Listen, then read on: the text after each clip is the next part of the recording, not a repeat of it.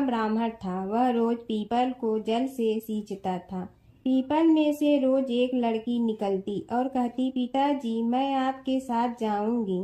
यह सुनते सुनते बूढ़ा दिन ब दिन कमजोर होने लगा। तो बुढ़िया ने पूछा कि क्या बात है। बूढ़ा बोला कि पीपल से एक लड़की निकलती है और कहती है कि वह भी मेरे साथ चलेगी। बुढ़िया बोली कि कल ले आना उस लड़की को, जहाँ 6 लड़कियां पहले से ही हमारे घर में है, वहाँ 7वीं लड़की और सही। अगले दिन बूढ़ा उस लड़की को घर ले आया। घर लाने के बाद बूढ़ा ब्राह्मण आटा मांगने गया तो उसने पहले दिनों की अपेक्षा आज ज्यादा आटा मिला था। जब बुढ़िया वह आटा छानने लगी तो लड़की ने कहा कि लाओ माँ, मैं छान देती हूँ। जब वह आटा छानने बैठी तो परात भर गई। उसके बाद माँ खाना बनाने जाने लगी तो लड़की बोली कि आज रसोई मैं बनाऊंगी। तो बुढ़िया बोली कि ना, तेरे हाथ जल जाएंगे। लेकिन लड़की नहीं मानी। वह रसोई में खाना बनाने गई तो उसने तरह तरह के 36 व्यंजन बना डाले और आज सभी ने भर पेट खाना खाया। इससे पहले वह आधा पेट भूखा ही रहते थे। रात हुई तो बुढ़िया का भाई आया और कहने लगा कि दीदी मैं तो खाना खाऊंगा। बुढ़िया परेशान हो गई कि अब खाना कहाँ से लाऊंगी। लड़की ने पूछा कि क्या बात है माँ।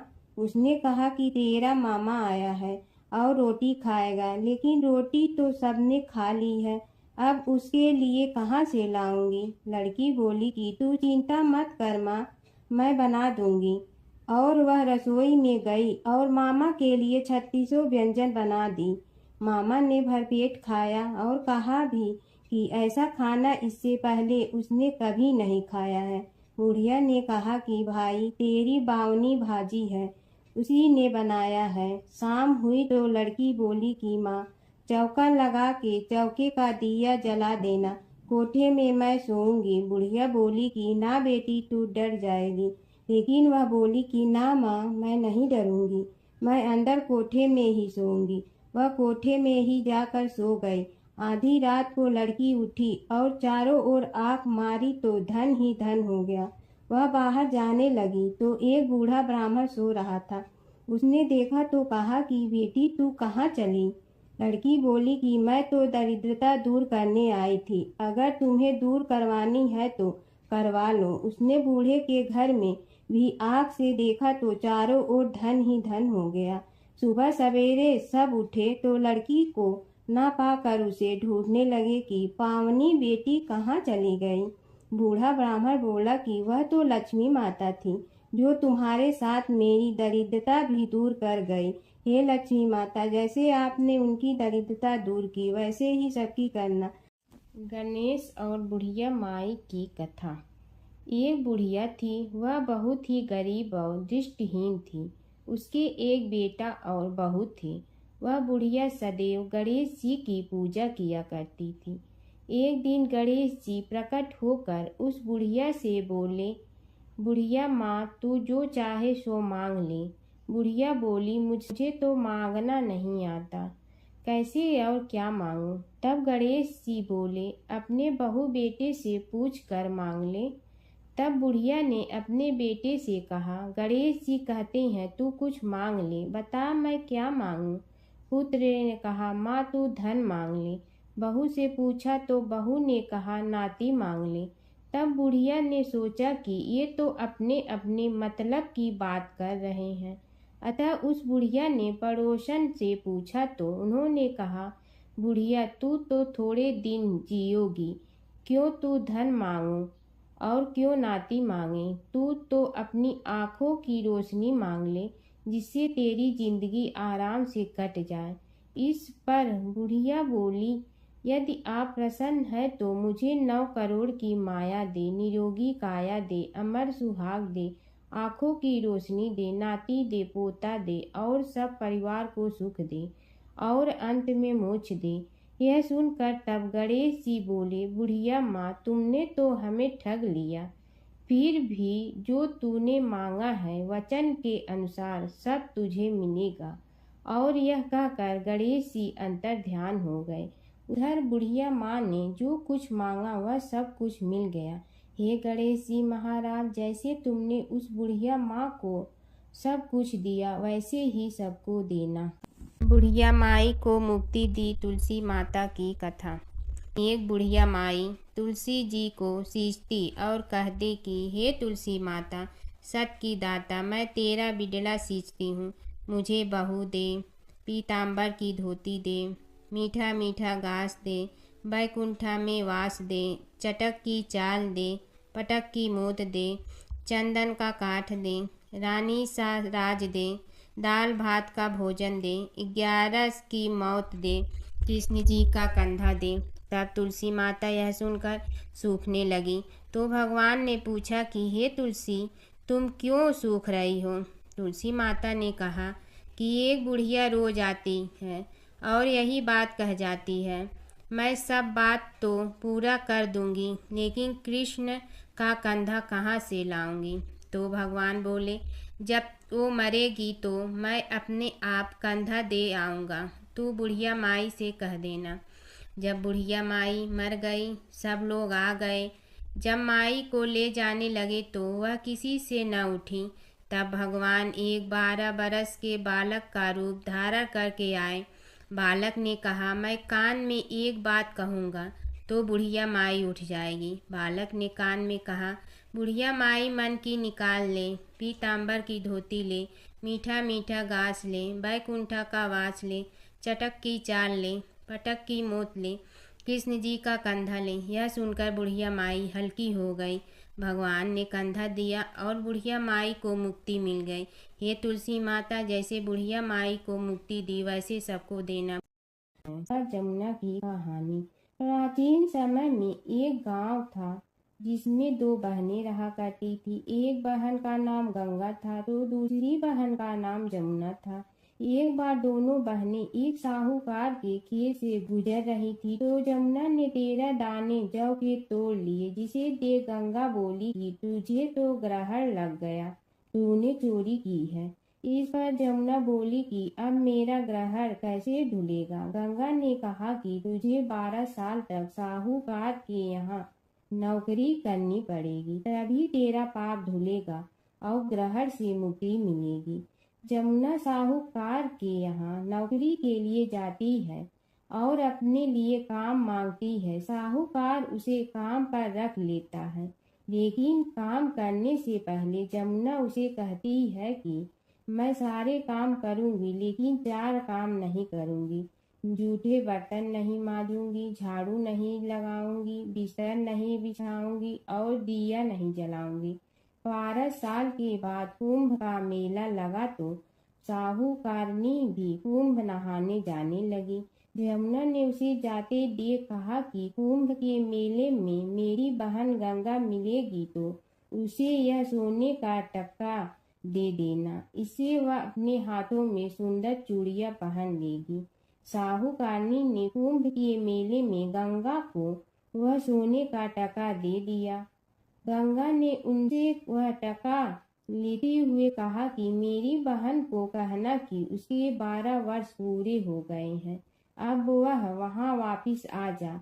साहूकार व साहूकारनी वापिस घर आए तब जमुना मटके में पानी भर रही थी। दोनों जमुना से बोले कि हमने सोने का वह टका तेरी बहन गंगा को दे दिया था और उसने कहा है कि तेरे 12 वर्ष पूरे हो गए हैं, इसलिए अब तुम वापिस जाओ। यह समाचार सुनते ही जमुना सहस्त्र धारा में बदल गई और बहने लगी।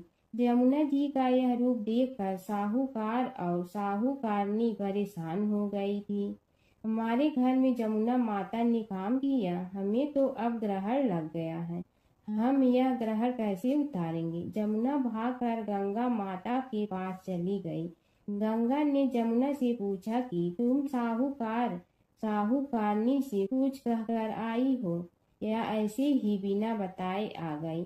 तब जमुना बोली कि मैं तो कुछ भी बताकर नहीं आई हूँ।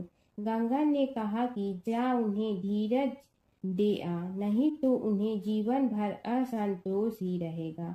गंगा के कहने पर जमुना माता ने साहूकारनी को सपने में दर्शन दिए और कहा कि तुम दोनों उल्टे माथे क्यों पड़े हो, जाओ उठकर खाओ पियो। तब दोनों बोले कि हम कैसे उठें, हमें तो ग्रहण लगा है, क्योंकि हमने उल्टे सीधे और पता नहीं कितने नीच कार्य आपसे कराए हैं।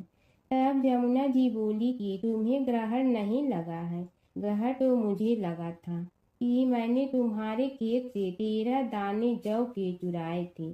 मैं तो अपना ग्रहण उतारने तुम्हारे घर आई थी। मेरा ग्रहण तुम्हारे घर में 12 वर्ष तक रहने से उतर गया है और मेरी मुक्ति हो गई है। जमुना जी ने कहा कि तुम्हें कोई ग्रहण नहीं लगा है, उल्टे मेरे 12 वर्ष तक यहाँ रहने से तुम्हारी भी मुक्ति हो गई है। यह कहकर जमुना जी स्वप्न से चली गई। दोनों उठकर देखते हैं कि उनके घर में पहले से भी अधिक धन हो गया है। हे जमुना माता, जैसे आपने साहूकार व साहूकारनी की मुक्ति कराई, वैसे ही आप अपने सभी भक्तों की करना। नगर बसेरे की कहानी। किसी गांव में एक भाट व एक जाट रहता था। दोनों में घनिष्ठ मित्रता थी। एक बार जाट अपनी बहन के घर जाने को तैयार हुआ तो भाट अपनी ससुराल जाने को तैयार हुआ। दोनों साथ चल पड़े तो रास्ते में रुककर एक कुएं की मुंडेर पर बैठ गए। जाट ने भाट से कहा कि नगर बसेरा कर लेते हैं। इस पर भाट बोला कि तू ही नगर बसेरा कर ले, मैं तो अपनी ससुराल जा रहा हूँ, वहाँ खूब खातिर होगी मेरी, तू कर ले नगर बसेरा। जाट वहीं कुएं के पास बैठ पानी की घंटी और चावल का दाना लेकर नगर बसेरा करने लगा। नगर बसेरा करने के साथ जाट कहने लगा कि नगर बसेरा जो करे सो मल धोवे पाँव, ताता माड़ा तापसी देगी मेरी माँ, माँ देगी मावशी तेगी द्वारका का वास, मीठा मीठा घास वृंदावन का वास, 5 कुल्थी छठी रास, मेरी जीवड़ो श्री कृष्ण के पास, डालू पानी हो जाए घी, झट से निकल जाए मेरा जी। यह सब कर कर के वह जाट बहन के पास चल पड़ा। जाट की बहन ने भाई के आने पर उसकी खातिर की। खी बूरा के साथ भाई को जिमाया। दोनों ने बैठकर ढेर सारी बातें की। इधर भाट अपने ससुराल पहुंचा तो वहां आग लगी हुई थी। आग बुझाने वह भी लग गया, जिसमें हाथ मुंह भी काले हो गए और खुद भी थोड़ा सुलझ गया। ना रोटी ना पानी के लिए ही किसी ने पूछा। एक पड़ोसन आई तो उसने भाट की सास को कहा कि जमाई आया है, जरा उस आओ भगत कर लो। बुढ़िया बोली कि सब कुछ तो जल गया है, अब कहाँ से आओ भगत करूं। तब पड़ोसन ने ही भाट को एक रोटी के साथ छाछ दी। उसने वही खाकर गुजारा किया। शाम को दोनों फिर घर की ओर चल पड़े और रास्ते में मिल गए और एक दूसरे का हाल पूछा। भाट बोला कि मेरी ससुराल में तो आग लगी हुई थी, आग बुझाते मैं खुद काला हो गया हूँ, ना रोटी मिली ना पानी। जाट बोला कि मेरी तो बहुत खातिर हुई।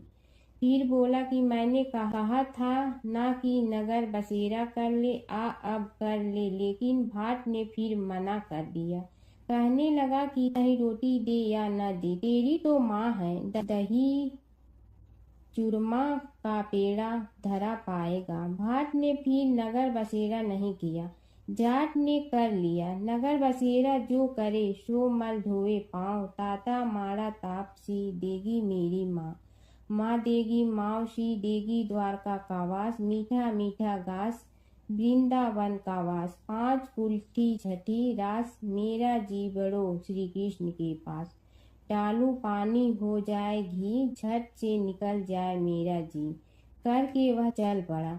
घर पहुँचते ही जाट की मावशी ने बहुत लाड प्यार किया। उधर भाट घर गया तो उसकी भैंस खो गई थी।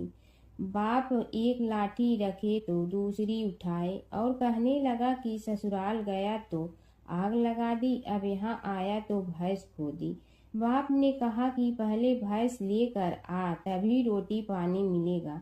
सारा दिन भाट भैंस ढूंढता रहा, लेकिन उसे भैंस नहीं मिली। जाट और भाट की मुलाकात फिर से बाजार में हो गई। जाट ने भाट के हाल चाल पूछे तो भाट बोला कि आते ही भैंस खो गई। बस उसी दिन से भैंस ढूंढ रहा हूँ।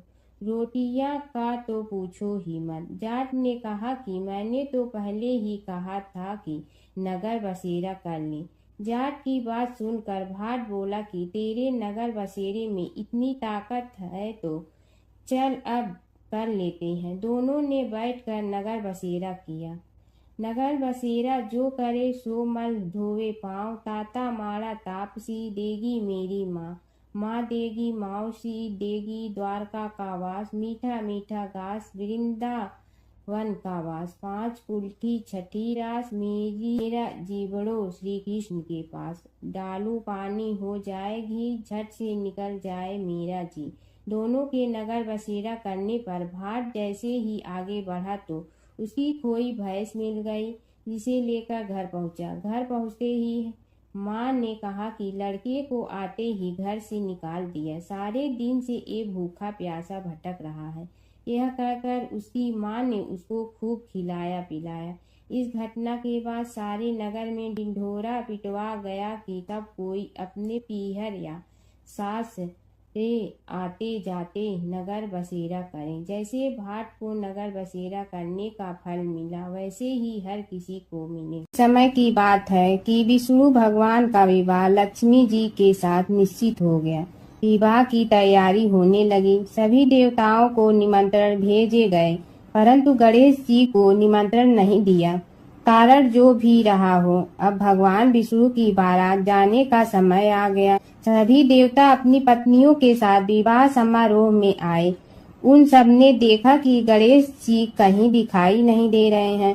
तब वे आपस में चर्चा करने लगे कि क्या गणेश जी को कोई न्योता नहीं दिया है या स्वयं गणेश जी ही नहीं आए हैं। सभी को इस बात पर आश्चर्य होने लगा। तभी सब ने विचार किया कि विष्णु भगवान से ही इसका कारण पूछा जाए। विष्णु भगवान से पूछने पर उन्होंने कहा कि हमने गणेश जी के पिता भोलेनाथ महादेव को न्योता भेजा है। यदि गणेश जी अपने पिता के साथ आना चाहते हैं तो आ जाते, अलग से न्योता देने की कोई आवश्यकता भी नहीं थी। दूसरी बात यह है कि उनको 1.25 मन मूंग, 1.25 मन चावल, 1.25 मन घी और 1.25 मन लड्डू का भोजन दिन भर में चाहिए। यदि गणेश जी नहीं आएंगे तो कोई बात नहीं, दूसरे के घर जाकर इतना सारा खाना पीना अच्छा भी नहीं लगता। इतनी वार्ता कर ही रहे थे कि किसी एक ने सुझाव दिया, यदि गणेश जी आ भी जाए तो उनके द्वारपाल बनाकर बैठा देंगे कि आप घर की याद रखना। आप तो चूहे पर बैठकर धीरे धीरे चलोगे तो बारात से बहुत पीछे रह जाओगे। यह सुझाव भी सबको पसंद आ गया तो विष्णु भगवान ने भी अपनी सहमति दे दी। होना क्या था कि इतने में गणेश जी वहां आ पहुंचे और उन्हें समझा बुझा कर घर की रखवाली करने बैठा दिया गया। बारात चल रही थी, तब नारद जी ने देखा कि गणेश जी तो दरवाजे पर ही बैठे हुए हैं। तो वे गणेश जी के पास गए और रुकने का कारण पूछा। गणेश जी कहने लगे कि विष्णु भगवान ने मेरा बहुत अपमान किया है। नारद जी ने कहने लगे कि अपनी मूसक देना को आगे भेज दे तो वह रास्ता खोद देगी, जिससे उनके वाहन धरती में धंस जाएंगे। तब आपको सम्मान पूर्वक बुलाना पड़ेगा। अब तो गणेश जी ने अपनी मूसक सेना जल्दी से आगे भेज दी और सेना ने जमीन पोली कर दी। जब बारात वहां से निकली तो रथों के पहिए धरती में धंस गए। लाख कोशिश करे परंतु पहिए नहीं निकले। सभी ने अपने अपने उपाय किए परंतु पहिए तो नहीं निकले, बल्कि जगह जगह से टूट गए। किसी की समझ में नहीं आ रहा था कि अब क्या किया जाए। तब तो नारद जी ने कहा, आप लोगों ने गणेश जी का अपमान करके अच्छा नहीं किया।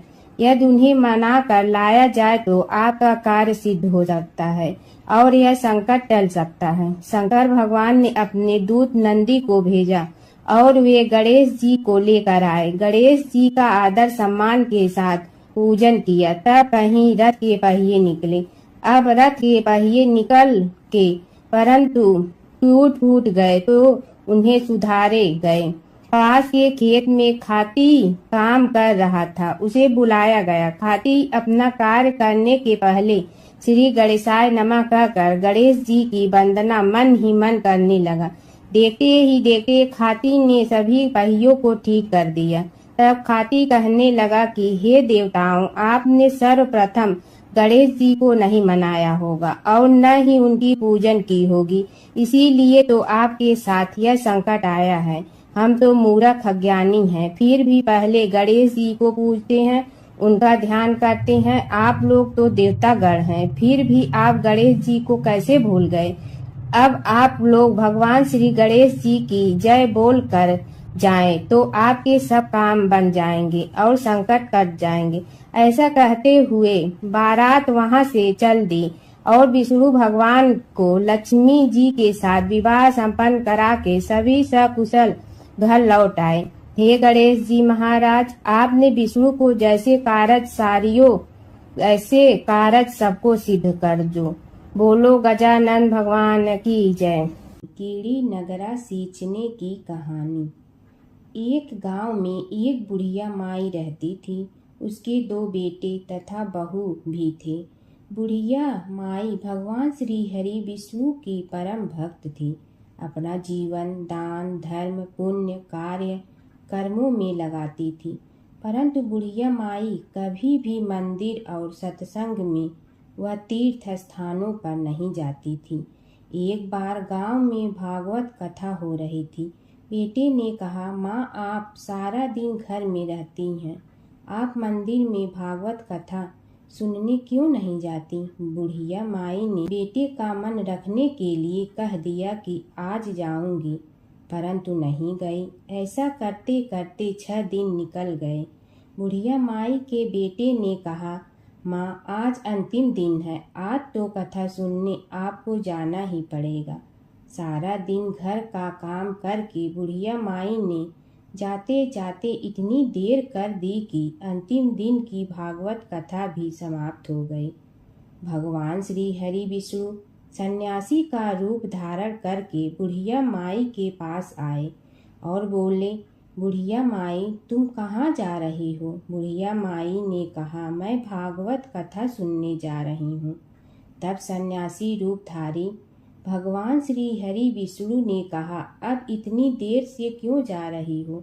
वहाँ तो अब कथा समाप्त हो गई है, अब वहाँ जाकर क्या करोगी? बुढ़िया माई ने कहा, अब घर से निकली हूँ तो जाकर ही रहूंगी।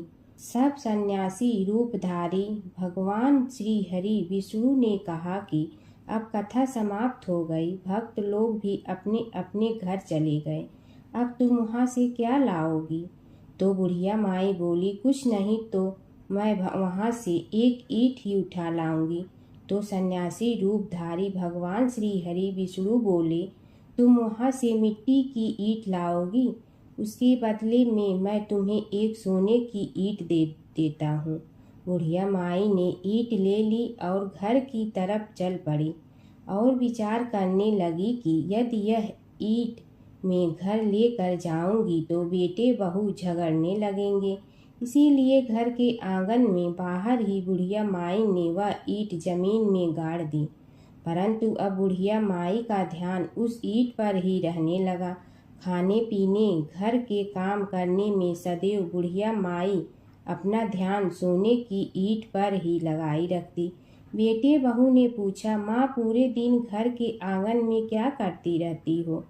तो बुढ़िया माई ने कहा, मैं आने जाने वाले को देखती रहती हूँ।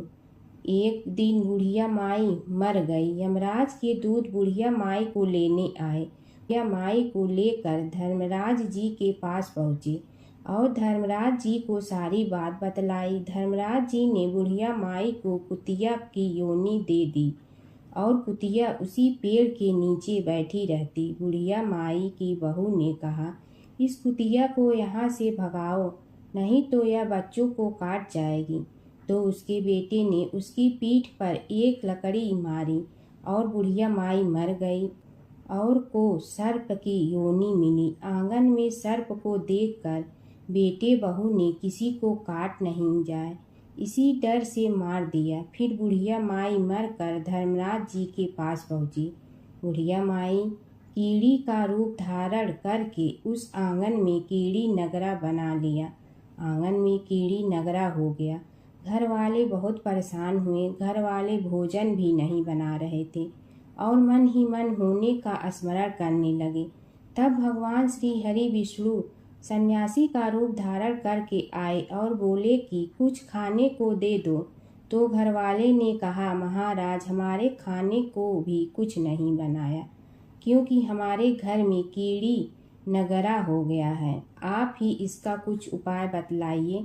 तब महाराज जी ने आंगन में खोदा और सोने की 28 निकाली और दोनों बेटों को दे दी और कहा, तुम्हारी माँ के नाम से दान पुण्य करना, धर्मशाला बनवाना, स्कूल बनवाना, प्याऊ लगवाना, गौशाला में गाय के चारे खाने की व्यवस्था करना। परंतु दोनों बेटे आपस में झगड़ने लगे कि तू दान कर, तू दान कर। किसी ने बुढ़िया माई के नाम से कोई दान नहीं किया और कीड़ी नगरा वहाँ उसी स्वरूप में स्थापित रहा। कुछ दिन बाद सन्यासी वापस आया और बुढ़िया माई के बेटों ने भगवान स्वरूपधारी सन्यासी महाराज से कहा कि हमारी घर की हालत वैसी की वैसी है, कीड़ी नगरा तो वैसे का वैसा ही है। तब साधु रूपधारी सन्यासी महाराज ने कहा, वह सोने के ईंट के टुकड़े लाओ और उन्हें बेचकर उनसे जो भी धन मिले उसे तुम्हारी माँ के नाम से दान पुण्य करो। इस कीड़ी नगरा पर शक्कर और आटा डालो। तुम ऐसा करोगे तो तुम्हारी माँ को मोक्ष प्राप्ति होगी। और उनके घर से कीड़ी नगरा चला गया। जो व्यक्ति प्रतिदिन सुबह प्रातः आटा और शक्कर कीड़ी नगरे पर डालता है वह सदैव धनवान, पुत्रवान, संपन्न, सुख शांति से जीवन यापन करता है। उसके घर में कभी कोई कष्ट नहीं आता है। उसका जीवन सदा सर्वदा आनंद से व्यतीत होता है। उसके परिवार जन उसे अत्यधिक स्नेह प्रदान करते हैं।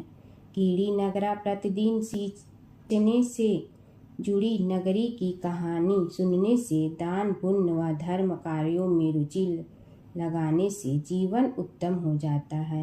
प्राचीन काल की बात है। नैमिषारण्य क्षेत्र में ऋषि, महर्षि और साधु संतों का समाज जुड़ा था।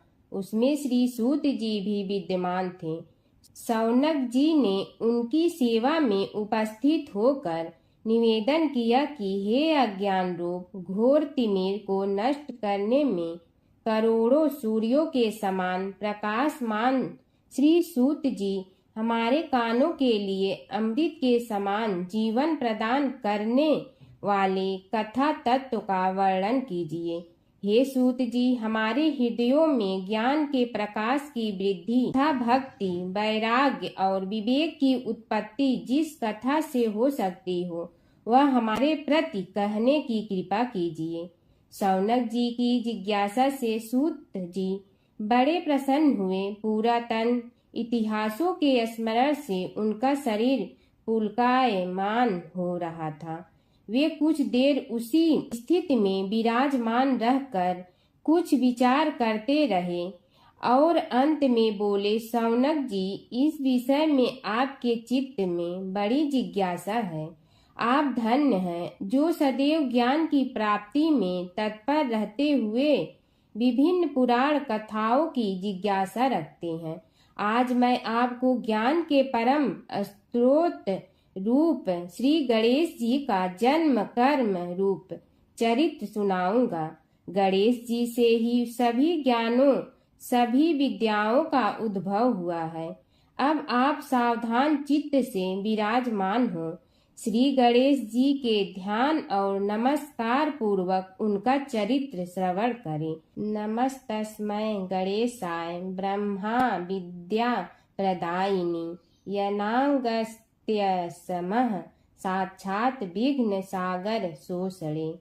कैसे हैं वे श्री गणेश जो सभी प्रकार की ब्रह्म विद्याओं को प्रदान करने वाले अर्थात ब्रह्मा के सगुण और निर्गुण स्वरूप पर प्रकाश डालने और जीव ब्रह्मा का अभेद प्रतिपादन करने वाली विद्याओं के दाता हैं। वे विघ्नों के समुद्रों को महर्षि अगस्त्य के समान शोषण करने में समर्थ हैं, इसलिए उनका नाम विघ्न सागर शोषक के नाम से प्रसिद्ध है।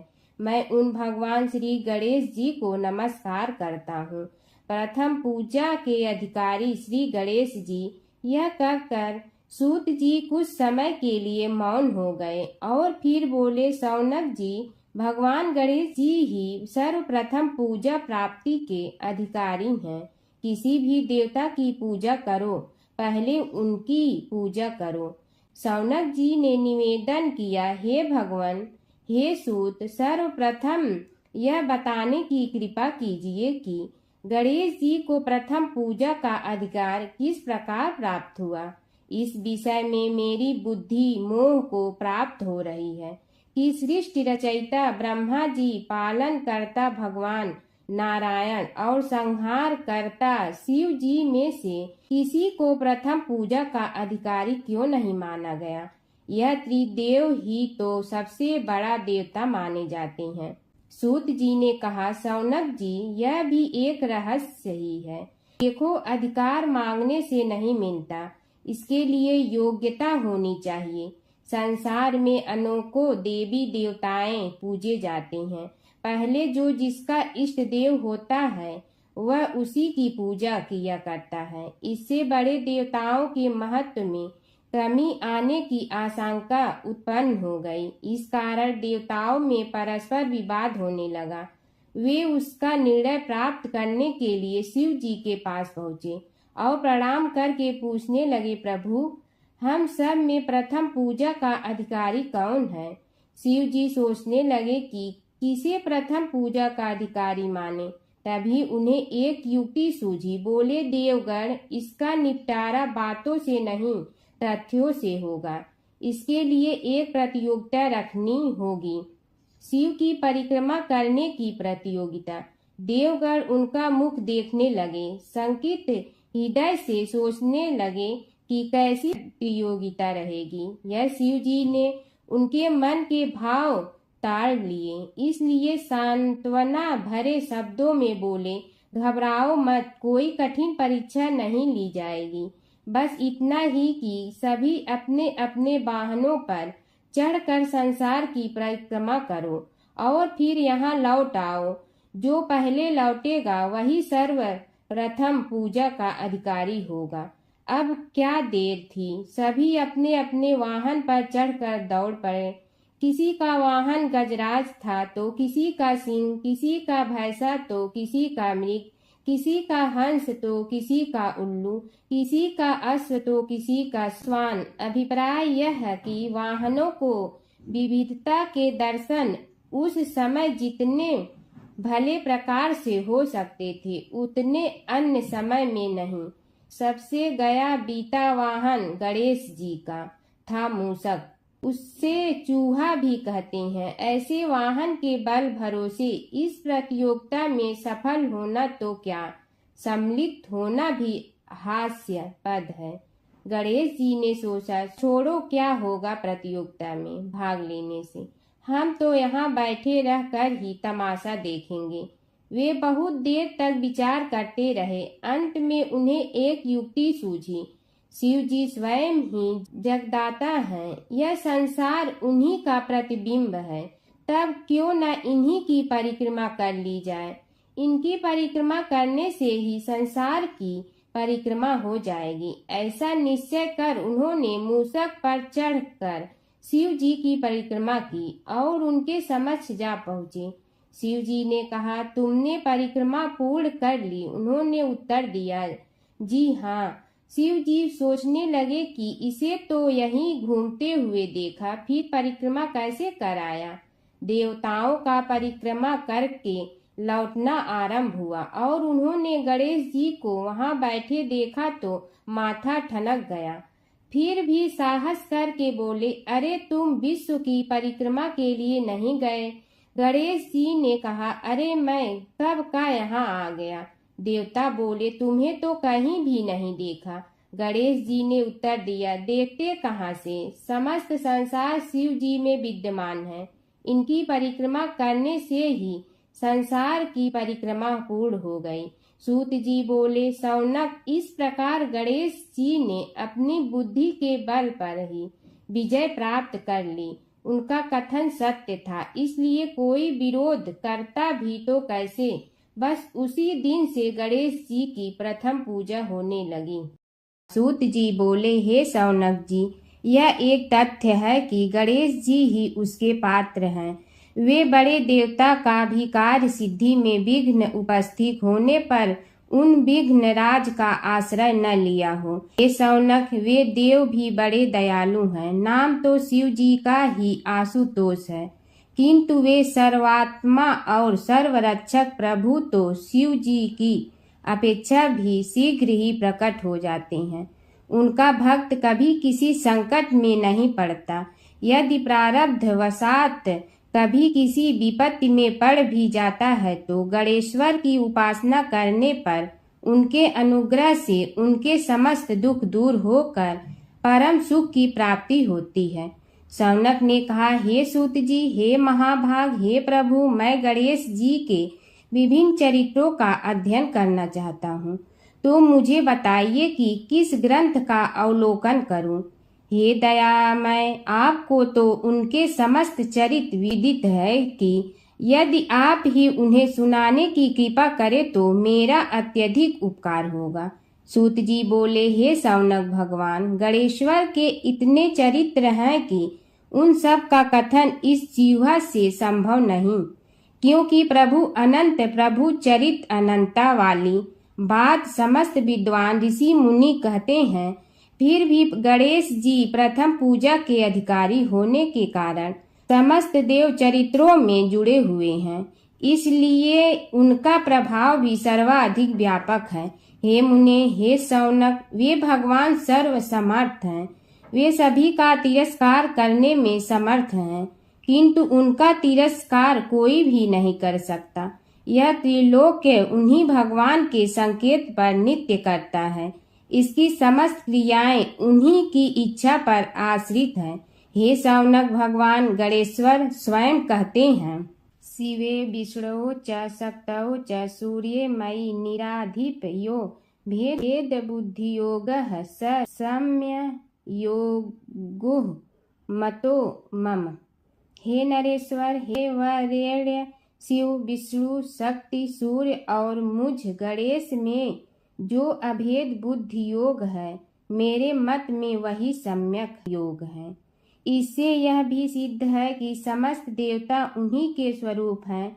वे ही भगवान विभिन्न कार्य रूपों के अनुसार अपना भिन्न भिन्न नाम रखते हैं। हे मुनि श्रेष्ठ, उन सब देवताओं के चरित्र भी उन्हीं गणराज के चरित्र हैं। यद्यपि सब चरित्र एक ही ग्रंथ में मिलने में संभव नहीं है, फिर भी गणेश्वर के अनेकों प्रमुख चरित्रों का वर्णन गणेश पुराण में हुआ है। राजा सोमकांत का वृतांत कथन। शौनक जी ने पूछा, हे प्रभु, गणेश पुराण का आरंभ किस प्रकार हुआ, यह मुझे बताने की कृपा करें। इस पर सूत जी ने कहने लगे, हे शौनक, यद्यपि गणेश पुराण है तो बहुत प्राचीन, क्योंकि भगवान गणेश्वर तो आदि हैं। न जाने कब से गणेश जी अपने उपासकों पर कृपा करते चले आ रहे हैं। उनके अनंत चरित्र हैं, जिनका संग्रह एक महापुराण का रूप ले सकता है। उसे एक बार भगवान नारायण ने नारद जी को और भगवान ने शंकर और जगन जननी पार्वती जी को सुनाया था। बाद में वही पुराण संक्षेप रूप में ब्रह्मा जी ने महर्षि वेद व्यास को सुनाया और फिर व्यास जी ने महर्षि भृगु को सुनाया। भृगु ने कृपा करके सौराष्ट्र के एक राजा सोमकांत को सुनाया था। तब से वह पुराण अनेक कथाओं में विस्तृत होता रहा और अनेक कथाओं से रहित होता हुआ अनेक रूप में प्रचलित है। शौनक जी ने पूछा, भगवान, आप यह बताने का कष्ट करें कि राजा सोमकांत कौन था। उसने महर्षि से गणेश पुराण का श्रवण कहाँ किया था, उस पुराण के श्रवण से उसे क्या क्या उपलब्धियां हुई। हे नाथ, मुझे श्री गणेश्वर की कथा के प्रति उत्कंठा बढ़ती ही जा रही है। सूत जी बोले, हे शौनक, सौराष्ट्र के देवनगर नाम की एक प्रसिद्ध राजधानी थी। वहाँ का राजा सोमकांत था। वह अपनी प्रजा का पुत्र के समान पालन करता था।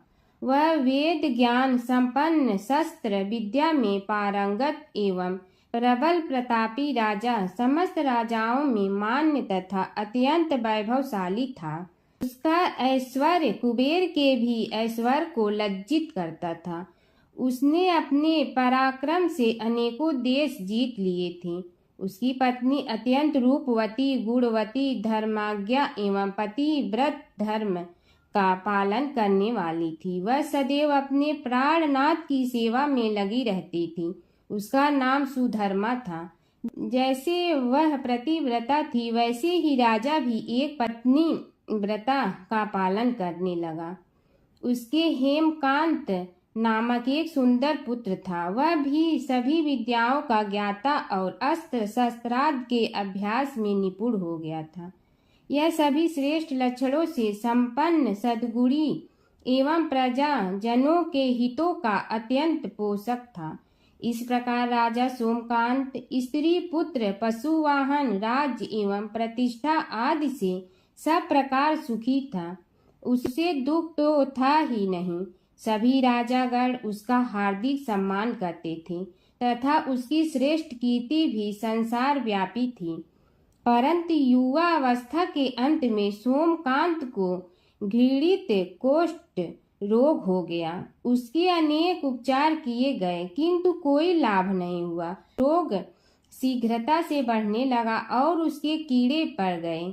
जब रोग की अधिक वृद्धि होने लगी और उसका कोई उपाय न हो सका तो राजा ने मंत्रियों को बुलाकर कहा, सुव्रतो, जाने किस कारण यह रोग मुझे पीड़ित कर रहा है। अवश्य ही यह किसी पूर्व जन्म के पाप का फल होगा। इसलिए मैं अब अपना समस्त राजपाट छोड़कर वन में रहूंगा। मेरे पुत्र हेमकांत को मेरे समान मानकर राज्य शासन का धर्म पूर्वक संचालन कराते रहें।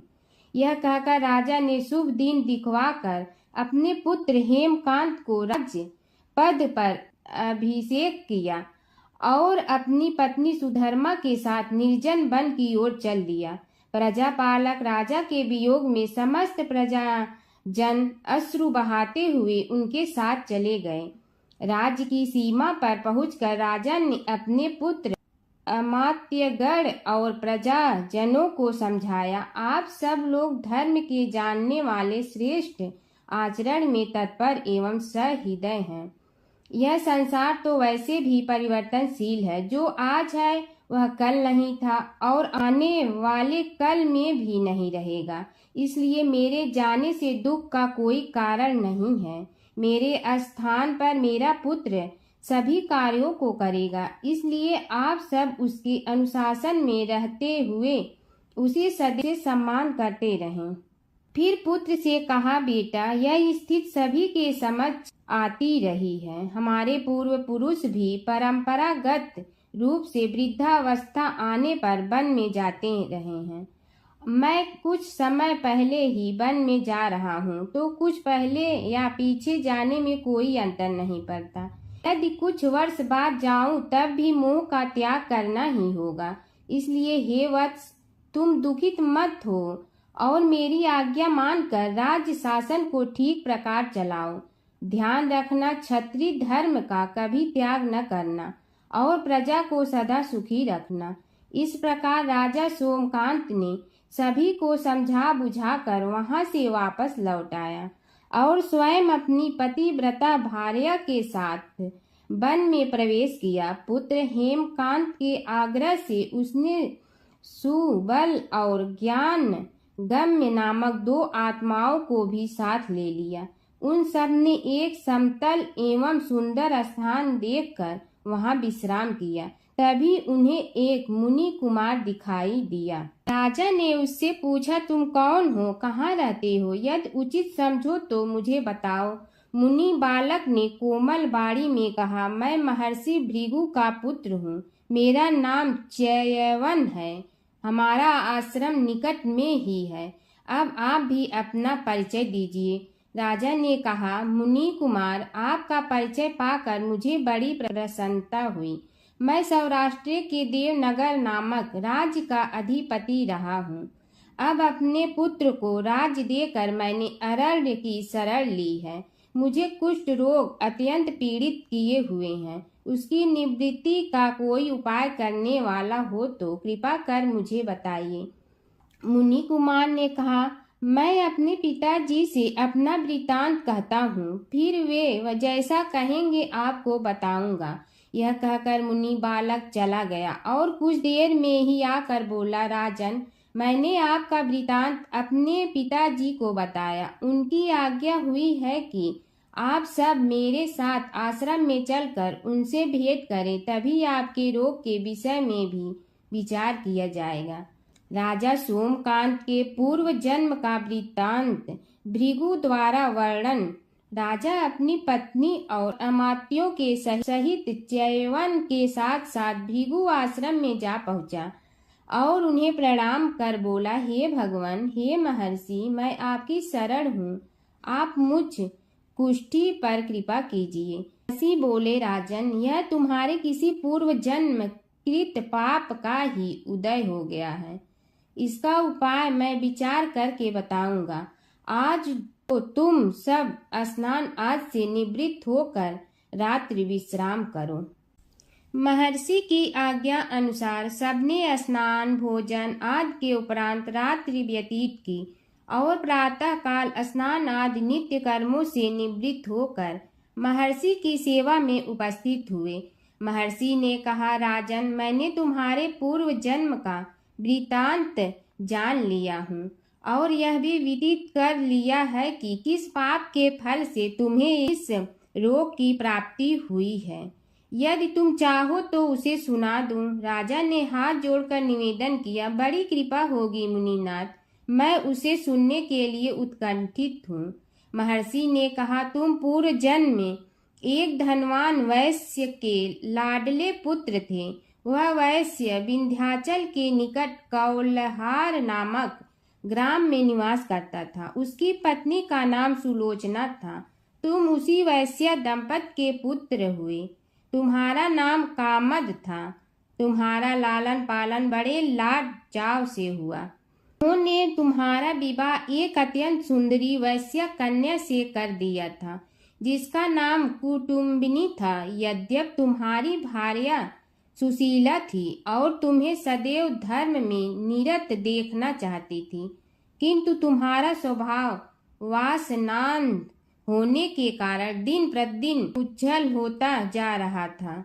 किंतु माता पिता भी धार्मिक थे, इसलिए उनके सामने तुम्हारी उछलता दबी रही। परंतु माता पिता की मृत्यु के बाद तुम निरंकुश हो गए और अपनी पत्नी की बात भी नहीं मानते थे। तुम्हें अनाचार में प्रवृत्त देखकर उसे दुख होता था, तो भी उसका कुछ बस न चलता था। तुम्हारी उन्मत्तता चरम सीमा पर थी। अपनों से भी द्वेष और क्रूरता का व्यवहार किया करते थे। हत्या आदि कराते थे। तुम्हारे लिए सामान्य बात हो गई। पीड़ित व्यक्तियों ने तुम्हारे विरुद्ध राजा से पुकार की। अभियोग चला और तुम्हें राज्य की सीमा से भी बाहर चले जाने का आदेश हुआ। तब तुम घर छोड़कर किसी निर्जन वन में रहने लगे। उस समय तुम्हारा कार्य लोगों को लूटना और हत्या करना ही रह गया। एक दिन माध्याह्न काल था। गुणवर्धक नामक एक विद्वान ब्राह्मण उधर से निकला। बेचारा अपनी पत्नी को लिवाने के लिए ससुराल जा रहा था। तुमने उस ब्राह्मण युवक को पकड़कर लूट लिया। प्रतिरोध करने पर उसे मारने लगे तो वह चित्कार करने लगा, मुझे मत मार, मत मार, देख मेरा दूसरा विवाह हुआ है। मैं पत्नी को लेने के लिए जा रहा हूँ। किंतु तुम तो क्रोधवश में ऐसे लीन हो रहे थे कि तुमने उसकी बात सुनकर भी नहीं सुनी। जब उसे मारने लगे तो उसने श्राप दे दिया, अरे हत्यारे, मेरी हत्या के पाप से तो सहस्त्र कल्प तक घोर नरक भोगोगे। तुमने उसकी कोई चिंता न की और सिर काट लिया। राजन, तुमने ऐसी ऐसी एक नहीं बल्कि अनेक निरीह हत्याएं की थी, जिनकी गणना करना भी पाप है। इस प्रकार इस जन्म में तुमने घोर पाप कर्म किए थे, किंतु बुढ़ापा आने पर जब अशक्त हो गए तब तुम्हारे साथ जो क्रूर कर्मा थे वे भी किनारा कर गए। उन्होंने सोच लिया कि अब तो इसे खिलाना भी पड़ेगा, इसलिए मरने दो यहीं। अमोघ प्रभाव गणेश उपासना का कथन। राजन, अब तुम निरालंब थे, चल फिर तो सकते ही नहीं थे। भूख से पीड़ित रहने के कारण रोगों ने भी घेर लिया। उधर से जो कोई निकलता तुम्हें घृणा की दृष्टि से देखता हुआ चला जाता। तब तुम आहार की खोज में बड़ी कठिनाई से चलते हुए एक जीर्ण शीर्ण देवालय में पहुंचा। उसमें भगवान गणेश्वर की प्रतिमा विद्यमान थी। तब न जाने किस पुण्य के उदय होने से तुम्हारे मन में गणेश जी के प्रति भक्ति भाव जागृत हुआ। तुम निराहार रहकर उनकी उपासना करने लगे। उससे तुम्हें सब कुछ मिला और रोग भी कम हुआ। राजन, तुमने अपने साथियों की दृष्टि बचाकर बहुत सा धन एक स्थान पर गाड़ दिया था। अब तुमने उस धन को उसे देवालय के जीर्णोद्धार में लगाने का निश्चय किया। शिल्पी बुलाकर उस मंदिर को सुंदर और भव्य बनवा दिया। इस कारण कुख्याति सुख्याति में बदलने लगी। फिर यथा समय तुम्हारी मृत्यु हुई। यमदूतों ने पकड़कर तुम्हें यमराज के समक्ष उपस्थित किया। यमराज तुमसे बोले, जीव, तुमने पाप और पुण्य दोनों ही किए हैं और दोनों का ही भोग तुम्हें भोगना है, किंतु पहले पाप का फल भोगना चाहते हो पुण्य का। इसके उत्तर में तुमने प्रथम अपने पुण्य कर्मों के भोग की इच्छा प्रकट की और इसीलिए उन्होंने तुम्हें राजकुल में जन्म लेने के लिए भेज दिया। पूर्व जन्म में तुमने भगवान गणाध्यक्ष का सुंदर एवं भव्य मंदिर बनवाया था, इसलिए तुम्हें सुंदर देह की प्राप्ति हुई। यह कहकर महर्षि भृगु कुछ रुके। उन्होंने देखा कि राजा को इस वृतांत पर शंका हो रही है। तभी महर्षि के शरीर में असंख्य विकराल पक्षी उत्पन्न होकर राजा की ओर झपटे। उनकी चोंच बड़ी तीक्ष्ण थी, जिनसे वे राजा के शरीर को नोच नोच कर खाने लगे। उसके कारण उत्पन्न असहनीय पीड़ा से व्याकुल हुए राजा ने महर्षि के समक्ष हाथ जोड़कर निवेदन किया, प्रभु, आपका आश्रम तो समस्त द्वेष आदि से परे है और यहाँ मैं आपकी शरण में बैठा हूँ। तब यह पक्षी मुझे आकर ही क्यों पीड़ित कर रहे हैं? हे मुनिनाथ, इनसे मेरी रक्षा कीजिए। महर्षि ने राजा के अंतर्वचन सुनकर सांत्वना देते हुए कहा, राजन, तुमने मेरे वचनों में शंका की थी और जो मुझ सत्यवादी के कथन में शंका करते हैं उसे खाने के लिए मेरे शरीर से इसी प्रकार पक्षी प्रकट हो जाते हैं, जो कि मेरे हुंकार करने पर भस्म हो जाया करते हैं। यह कर महर्षि ने हुंकार की और तभी वे समस्त पक्षी भस्म हो गए। राजा श्रद्धावनत होकर उनके समक्ष अश्रुपात करता हुआ बोला, प्रभु, अब आप पाप से मुक्त होने का उपाय कीजिए। महर्षि ने कुछ विचार कर कहा, राजन, तुम पर भगवान गणेश्वर की कृपा सहज रूप से है और वे ही प्रभु तुम्हारे पापों को भी दूर करने में समर्थ हैं। इसलिए तुम उनके पाप नाशक चरित्रों का श्रवण करो। गणेश पुराण में उनके चरित्रों का भले प्रकार वर्णन हुआ है, अतएव तुम श्रद्धा भक्ति पूर्वक उसी को सुनने में चित्त लगाओ। राजा ने प्रार्थना की, महामुनि, मैंने गणेश पुराण का नाम भी आज तक नहीं सुना, तो उनके सुनने का सौभाग्य कैसे प्राप्त कर सकूंगा? हे नाथ, आपसे अधिक ज्ञानी और प्रकांड विद्वान और कौन हो सकता है? आप ही मुझ पर कृपा कीजिए। महर्षि ने राजा की दीनता देखकर उसके शरीर पर अपने कमंडल का मंत्रपूत जल छिड़का। तभी राजा को एक छींक आई और नासिका से एक अत्यंत छोटा काले वर्ण का पुरुष बाहर निकल आया। देखते देखते वह बढ़ गया। उसके भयंकर रूप को देखकर राजा कुछ भयभीत हुआ, किंतु समस्त आश्रमवासी वहां से भाग गए। वह पुरुष महर्षि के समक्ष हाथ जोड़कर खड़ा हो गया। उन्हें उसकी ओर देखा और कुछ उच्च स्वर में बोले, तू कौन है, क्या चाहता है? वह बोला, मैं साक्षात पाप हूँ। समस्त पापियों के शरीर में मेरा निवास है। आपके मंत्रपूत जल के स्पर्श से मुझे विवश होकर राजा के शरीर से बाहर निकलना पड़ा है। अब मुझे बड़ी भूख लगी है, बताइए क्या खाऊं और कहाँ रहूं? महर्षि बोले, तू उस आम के अवकाश स्थान में निवास कर और उसी वृक्ष के पत्ते खाकर जीवन निर्वाह कर। यह सुनते ही वह पुरुष आम के वृक्ष के पास पहुंचा, किंतु उसके स्पर्श मात्र से वह वृक्ष जलकर भस्म हो गया। फिर जब पाप पुरुष को रहने के लिए कोई स्थान दिखाई न दिया तो वह भी अंतर्हित हो गया। एक समय की बात है, एक भाई बहन रहते थे। बहन का नियम था कि वह अपने भाई का चेहरा देखते ही खाना खाती थी। हर रोज वह सुबह उठती थी और जल्दी जल्दी सारा काम करके अपने भाई का मुंह देखने के लिए उसके घर जाती थी। एक दिन रास्ते में एक पीपल के नीचे गणेश जी की मूर्ति रखी थी। उसने भगवान के सामने हाथ जोड़कर कहा कि मेरे जैसा अमर सुहाग और मेरे जैसा अमर पीहर सबको दीजिए। यह कहकर वह आगे बढ़ जाती है।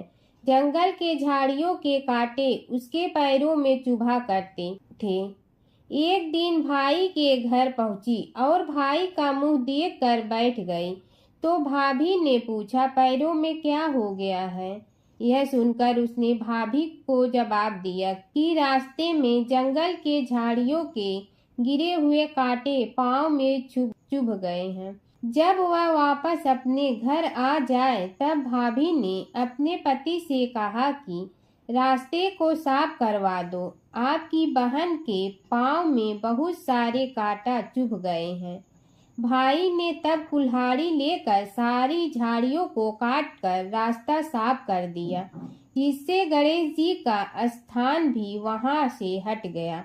यह देखकर भगवान गुस्सा हो गए और उसके भाई के प्राण हर लिए। लोग अंतिम संस्कार के लिए जब भाई को ले जा रहे थे तब उसकी भाभी रोते हुए लोगों से कही, थोड़ी देर रुक जाओ, उसकी बहन आने वाली है। वह अपने भाई का मुंह देखे बिना नहीं रह सकती है, उसका यह नियम है। तब लोगों ने कहा, आज तो देख लेगी पर कल कैसे देखेगी? रोज दिन की तरह बहन अपने भाई का मुंह देखने के लिए जंगल में निकली। तब जंगल में उसने देखा कि सारा रास्ता साफ किया हुआ है। जब वह आगे बढ़ी तो उसने देखा कि सिद्धि विनायक को भी वहां से हटा दिया गया है। तब उसने जाने से पहले गणेश जी को एक अच्छे स्थान पर रखकर उन्हें स्थान दिया और हाथ जोड़कर बोली, भगवान मेरे जैसा अमर सुहाग और मेरे जैसा अमर पीहर सबको देना। और फिर बोलकर आगे निकल गई। भगवान सोचने लगे, अगर इसकी नहीं सुनी तो हमें कौन मानेगा, हमें कौन पूजेगा? तब सिद्धि विनायक ने उसे आवाज दी, बेटी इस खेजड़ी की 7 पत्तियां लेकर जा और उसे कच्चे दूध में धोकर भाई के ऊपर छींटा मार देना, वह उठकर बैठ जाएगा। यह सुनकर जब पीछे मुड़ी तो वहां कोई नहीं था। फिर वह यह सोचने लगी कि ठीक है, जैसा सुना वैसा कर लेती हूँ। फिर वह 7 खेजड़ी की पत्तियां लेकर अपने भाई के घर पहुंची। उसने देखा वहां कई लोग बैठे हुए हैं। भाभी बैठी रो रही है और भाई की लाश रखी है। तब उसने पत्तियों को बताए हुए नियम के तहत भाई के ऊपर इस्तेमाल किया। तब भाई उठकर बैठ गया। भाई बोला बहन से, मुझे बहुत ही गहरी नींद आ गई थी। तब बहन बोली, यह नींद किसी दुश्मन को भी न आए और उसने सारी बात अपने भाई को बता दी। एक बार अपने पुत्र के खातिर भगवान शिव और श्री कृष्ण के बीच छिड़ गया था प्रलयंकारी युद्ध। भगवान शिव जहाँ प्रलय के देवता हैं, वहीं श्री कृष्ण पालन करता। दोनों के कारण ही यह जगत सुचारू रूप से चल रहा है और दोनों महाशक्तिशाली हैं। लेकिन कभी आपने सोचा है कि अगर कभी दोनों में युद्ध हुआ तो उसका इस संसार पर क्या असर पड़ेगा और दोनों में से विजयी कौन होगा? चलिए जानते हैं एक पौराणिक कथा जहां इन दोनों के भयंकर युद्ध का वर्णन मिलता है। पौराणिक कथा के अनुसार एक बार राजा बलि के सबसे बड़े पुत्र बाणासुर ने शिवपुत्र कार्तिकेय की सुंदरता से मोहित होकर भगवान शिव का पुत्र बनने की इच्छा जताई। उसने भगवान शिव की कठोर तपस्या की, जिसके बाद शिव जी ने उसे अपने पुत्र के रूप में स्वीकार कर लिया। एक समय ऐसा आया जब बाणासुर की पुत्री उषा को श्री कृष्ण के पुत्र अनिरुद्ध से प्रेम हो गया। उषा की मायावी मित्र अप्सरा चित्रलेखा ने अनिरुद्ध और उषा का गंधर्व विवाह करा दिया। जब बाणासुर को यह बात पता चली तो उसने अनिरुद्ध का अपहरण कर उसे अपना बंदी बना लिया। फिर क्या था, श्री कृष्ण ने अपनी पूरी सेना के साथ बाणासुर की नगरी पर धावा बोल दिया। श्री कृष्ण और बाणासुर का युद्ध। बाणासुर श्री कृष्ण की नारायणी सेना से अकेले नहीं लड़ सकता था, इसलिए उसने भगवान शिव से मदद मांगी। अब युद्ध में श्री कृष्ण की नारायणी सेना के विरुद्ध बाणासुर की सेना के साथ भगवान शिव और कुमार कार्तिकेय भी लड़ रहे थे। युद्ध इतना भयानक था कि एक पल को लगा कि भगवान शंकर ने अग्निशस्त्र से गरुड़ पर सवार श्री कृष्ण, बलराम और प्रद्युम्न मारे गए। लेकिन उसी समय श्री कृष्ण ने वरुणास्त्र का प्रयोग कर महादेव के अग्नेस्त्र को शांत कर दिया। फिर शिव जी के अस्त्रों के जवाब में श्री कृष्ण ने वैष्णवास्त्र का प्रयोग किया, जिससे संपूर्ण जगत अंधकार में डूब गया। गुस्से में भगवान शंकर ने 4 पंखा वाला बाण अपने हाथ में ले लिया तो श्री कृष्ण ने जीभरास्त्र उठाया। इस तरह यह युद्ध समय के साथ विकराल हो गया और इस युद्ध से समस्त सृष्टि में हाहाकार मच गया। तब ब्रह्मा जी को युद्ध रोकने आना पड़ा। उन्होंने दोनों को सारी स्थिति स्पष्ट की कि किस प्रकार उनके युद्ध से संसार का विनाश हो रहा है। उनके समझाने के बाद महादेव युद्ध में पीछे हट गए, लेकिन कार्तिकेय और बाणासुर भगवान श्री कृष्ण से युद्ध करते रहे। जब श्री कृष्ण ने बाणासुर को परास्त किया, अंत में भगवान श्री कृष्ण ने युद्ध में बाणासुर को पराजित करने के लिए अपना सुदर्शन चक्र प्रयोग किया और उसकी मदद से बाणासुर के सहस्त्र भुजाओं को काट डाला। जैसे ही श्री कृष्ण अपने चक्र से उसका वध करने लगे, कार्तिकेय के साथ महादेव वहां फिर से पहुंच गए। लेकिन इस बार उन्होंने युद्ध करने के बजाय श्री कृष्ण से बाणासुर को माफ करने का अनुरोध किया। भगवान शिव ने श्री कृष्ण से कहा कि मैंने इसे अभय दान दिया है, इसलिए अगर आप इसका वध कर देंगे तो मेरा वचन झूठा पड़ जाएगा। शिव जी के ऐसा कहने पर श्री कृष्ण ने बाणासुर को क्षमा कर दिया और अनिरुद्ध, उषा सहित अपनी पूरी सेना लेकर वहां से चल दिए। बाणासुर को आज भी अजर अमर माना जाता है और बाद में भगवान शिव के उसे अपने गढ़ों में शामिल कर लिया। हर व्रत कथा के साथ पढ़ी और सुनी जाने वाली लपसी तपसी की यह कहानी। एक लपसी था, एक तपसी था। तपसी हमेशा भगवान की तपस्या में लीन रहता था, लपसी रोजाना सवा सेर की लपसी बनाकर भगवान का भोग लगाकर जीम लेता था। एक दिन दोनों लड़ने लगे। तपसी बोला, मैं रोज़ भगवान की तपस्या करता हूँ, इसलिए मैं बड़ा हूँ। लपसी बोला, मैं रोज़ भगवान को सवा सेर लपसी का भोग लगाता हूँ, इसलिए मैं बड़ा हूँ। नारद जी वहाँ से गुजर रहे थे। दोनों को लड़ता देखकर उनसे पूछा कि तुम क्यों लड़ रहे हो। तपसी ने खुद के बड़ा होने का कारण बताया और लपसी ने अपना कारण बताया। नारद जी बोले, तुम्हारा फैसला मैं करूँगा। दूसरे दिन लपसी और तपसी नहाकर अपनी रोज की भक्ति करने आए तो नारद जी ने छुपकर 1.25 करोड़ की एक एक अंगूठी उन दोनों के आगे रख दी। तपसी की नज़र उस अंगूठी पर पड़ी जो उसने चुपचाप अंगूठी उठाकर अपने नीचे दबा ली। तब लपसी की नज़र अंगूठी पर पड़ी, लेकिन उसने ध्यान नहीं दिया। भगवान को भोग लगाकर लपसी खाना खाने लगा। नारद जी सामने आए तो दोनों ने पूछा कि कौन बड़ा, तो नारद जी ने तपसी से खड़ा होने को कहा। वो खड़ा हुआ तो उसने नीचे दबी अंगूठी दिखाई पड़ी। नारद जी ने लपसी से कहा, तपस्या करने के बाद भी तुम्हारी चोरी करने की आदत नहीं गई, इसलिए लपसी बड़ा है और तुम्हें तुम्हारी तपस्या का कोई फल भी नहीं मिलेगा। तपसी शर्मिंदा होकर माफ़ी मांगने लगा। उसने नारद जी से पूछा, मुझे मेरी तपस्या का फल कैसे मिलेगा। नारद जी ने कहा, यदि कोई गाय और कुत्ते की रोटी नहीं बनाएगा तो फल तुम्हें मिलेगा।